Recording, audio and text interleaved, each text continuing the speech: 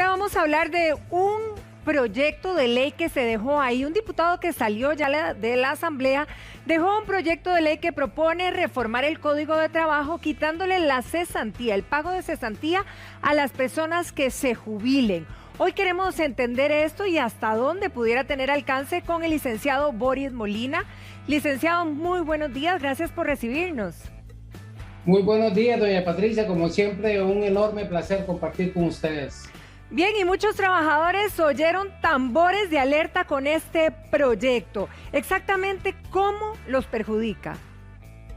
Fíjese, doña Patricia, que cuando se hizo la propuesta para esta entrevista, a mí me llamó poderosamente la atención el tema porque en primera instancia pareciera ser algo bastante perjudicial para la clase trabajadora, y entonces me llamó la atención porque las dos personas, digamos, que habían hecho la propuesta, una iniciativa popular por parte del doctor Fabián Bolio y otra por parte del diputado Pedro Muñoz, a los dos los conozco, entonces me di a la tarea de llamarlos, de hablar con ellos para poder comprender mucho mejor cuál era la perspectiva desde que la habían planteado, y eso me hizo cambiar, doña Patricia, también un poco la perspectiva de la realidad de ese proyecto, ¿verdad?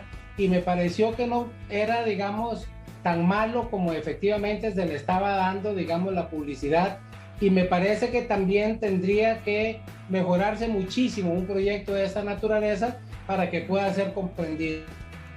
Ahora, ¿en qué estado está el proyecto en este momento? Sí, no, ese proyecto lo presentó el diputado Pedro Muñoz el 29 de abril, es decir, el día que salían de la Asamblea Legislativa. En este estado, en este momento, digamos que no tiene ningún movimiento. Habría que ver si los nuevos diputados le dan alguna participación, algún interés, si lo quieren revivir, por decirlo de alguna forma, o si le quieren dar sentido, que me parece que ahí es donde, doña Patricia, es importante nacer o que nazca una discusión seria sobre este punto, porque lo más importante que se está planteando ahí es, bueno, ¿cuándo cambió la perspectiva de que las personas que se van a jubilar pudieran recibir una cesantía? Y ahí viene, digamos, la primera parte de la discusión.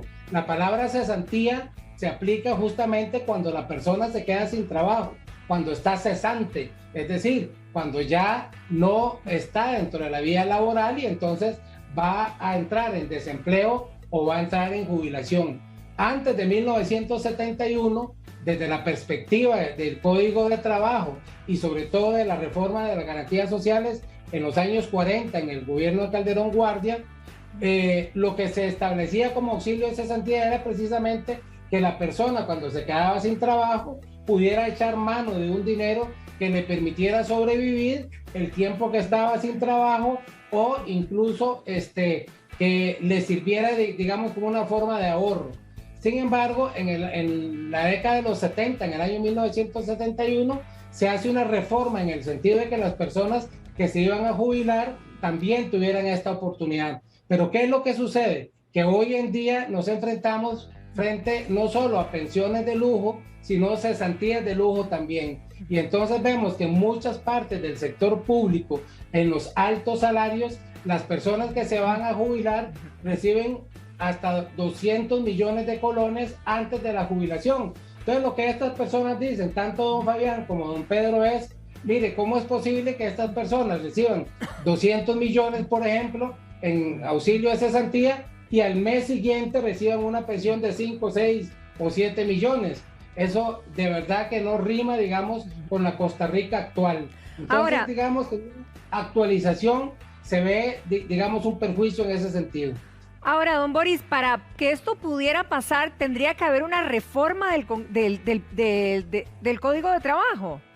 Totalmente, el planteamiento es introducir un artículo adicional en el numeral 29 del Código de Trabajo para que se pueda hacer. Por eso es que la reforma necesita una discusión amplia en la Asamblea Legislativa para que pudiera darse, y me parece ahí ya tomando en cuenta, digamos, la perspectiva de los derechos humanos y los derechos laborales como tal, porque también los sindicatos y los grupos, digamos, que adversan una posición como esta, tienen razón en el sentido de que son conquistas sociales de los últimos años y que entonces mucha gente, digamos, de las clases más necesitadas se podrían ver perjudicadas.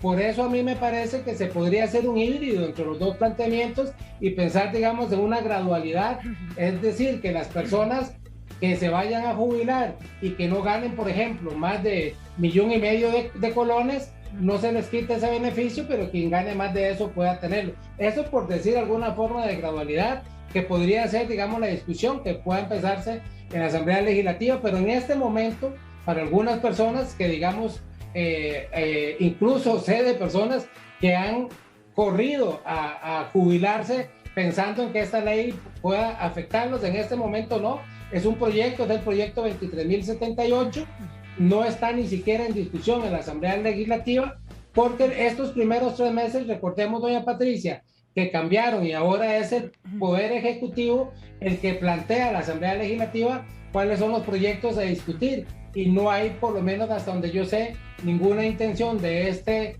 nuevo gobierno de plantear o de mostrarle a la Asamblea Legislativa este proyecto para que entre en discusión. Licenciado Molina, muchísimas gracias por participar esta mañana y vamos a ver, ¿verdad?, cuáles son los aires de esta nueva asamblea con respecto a este proyecto de ley. Muy buenos días. Muchas gracias.